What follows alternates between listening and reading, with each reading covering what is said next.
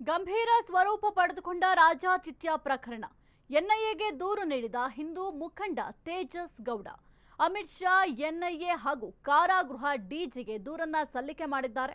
ಪರಪ್ಪನ ಅಗ್ರಹಾರದಲ್ಲಿ ಕೈದಿಗಳಿಗೆ ವಿಶೇಷ ರೀತಿ ಸೌಲಭ್ಯ ನೀಡ್ತಾ ಇದ್ದಾರೆ.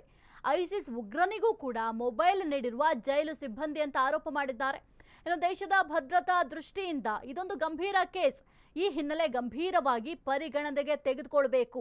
ಎನ್ಐಎ ಅಧಿಕಾರಿಗಳು ಇದರ ಬಗ್ಗೆ ತನಿಖೆ ನಡೆಸಬೇಕು. ತಪ್ಪಿತಸ್ಥರ ವಿರುದ್ಧ ಕಠಿಣ ಕ್ರಮ ಕೈಗೊಳ್ಳಲು ಮನವಿಯನ್ನ ಮಾಡಿಕೊಂಡಿದ್ದಾರೆ. ಅಂಕಿತ ಉಗ್ರ ಅಲ್ಲ, ಉಗ್ರನೇ ಅವನು. ಕುಖ್ಯಾತ ಐಸಿಸಿನ ಉಗ್ರ ಮಣ್ಣ. ನಾವು ಒಂದು ಆ ವಿಡಿಯೋದಲ್ಲಿ ಗಮನಿಸಬಹುದು ಏನು ಅಂತಂದ್ರೆ, ಬಾಂಗ್ಲಾದೇಶಿನ ಉಗ್ರ ಮತ್ತೆ ಈತ ಯಾರು ಉಗ್ರ, ಐಸಿಸ್ ಉಗ್ರ ತಿಲಕ್ ನಗರದಲ್ಲಿ ವಾಸವಾಗಿರ್ತಾನೆ. ಮಣ್ಣ ಹಂಗೆ ಫೋನ್, ಆಂಡ್ರಾಯ್ಡ್ ಫೋನ್ ಕೊಟ್ಟಿರ್ತಾರೆ. ಅವನು ಆಚೆ ಇದ್ದನು ಸಹ ಫೋನ್ ಅಲ್ಲಿ ರೆಕ್ರೂಟ್ ಮಾಡ್ತಿದ್ದ. ಯಾರು ಇಕ್ರಾ ಸರ್ಕಲ್ ಅಂತ ಒಂದು ಸರ್ಕಲ್ ತರ ಮಾಡ್ಕೊಂಡು ತುಂಬಾ ಕೆಲವೊಂದು ಯುವಕರನ್ನ ಬ್ರೈನ್ ವಾಶ್ ಮಾಡಿ ಟೆರರಿಸ್ಟ್ ಸಂಘಟನೆಗಳಿಗೆ ಅವನು ರೆಕ್ರೂಟ್ ಮಾಡಿಕೊಂಡು ಸಿರಿಯಾ ಮುಂತಾದ ದೇಶಗಳು ಕಳಿಸ್ತಿದ್ದ.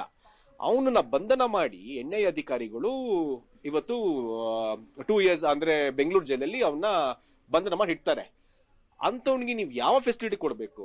ಆತನಿಗೆ VIP ಟ್ರೀಟ್ಮೆಂಟ್. ಆತ ಕೂತಿರೋದ್ ನೋಡಿದ್ರೆ ಸತ್ಯವಾಗ್ಲೂ ಅದು ಜೈಲ್ ಅಂತ ಯಾರು ಹೇಳೋದಿಲ್ಲ, ಯಾವ್ದೋ ಖಾಸಗಿ ರೆಸಾರ್ಟ್ ಅಲ್ಲಿ ಕೂತ್ಕೊಂಡಿದ್ದಾನೆ ಅಂತ ಹೇಳ್ತಾರೆ.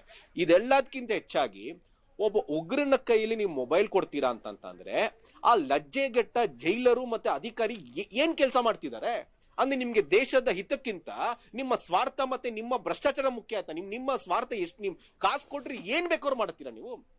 ಯಾವ ಮಟ್ಟಕ್ಕಾದ್ರು ಇಳಿತೀರಾ ನೀವು? ದೇಶದ ಭದ್ರತೆ ಬಗ್ಗೆ ನೀವು ಯೋಚನೆ ಮಾಡಕ್ ಹೋಗಲ್ಲ. ಒಬ್ಬ ಉಗ್ರಗ್ ಮೊಬೈಲ್ ಕೊಡ್ತಾನೆ ಅಂತ ಅಂದ್ರೆ ಆ ಅಧಿಕಾರಿ, ನನ್ನ ಪ್ರಕಾರ ಆ ಅಧಿಕಾರಿ ಸಹ ಉಗ್ರಗಾಮಿನೇನೆ. ಈ ಕೂಡಲೇ ಸರ್ಕಾರ ಯಾವ ಅಧಿಕಾರಿ ನೀವೇನ್ ತನಿಖೆ ಮಾಡ್ತಿದ್ದೀರಾ, ಯಾವ ಅಧಿಕಾರಿ ಮೊಬೈಲ್ ಕೊಟ್ಟಿದ್ದಾನೆ ಆ ಉಗ್ರಗಾಮಿನ, ಕೂಡಲೇ ಇಲಾಖೆಯಿಂದ ವಜಾ ಮಾಡಿ, ನೀವು ಸಸ್ಪೆಂಡ್ ಮಾಡಿ 6 ತಿಂಗಳು ಆದ್ಮೇಲೆ ತಿರ್ಗಿ 6 ತಿಂಗಳ ಆದ್ಮೇಲೆ ರಿವೋಕ್ ಮಾಡಿ ಬೇರೆಲ್ಲೋ ಮಾಡ್ತಾನೆ. ಒಬ್ಬ ಉಗ್ರಗಾಮಿಗೆ ನೀವು ಮೊಬೈಲ್ ಕೊಡ್ತೀರಾ ಅಂದ್ರೆ ಅವನು ಪೊಲೀಸ್ ಆಗೋದಕ್ಕೆ ನಾಲಾಯಕ. ಅವನು ಏನಕ್ಕೆ ಅಂತಂದ್ರೆ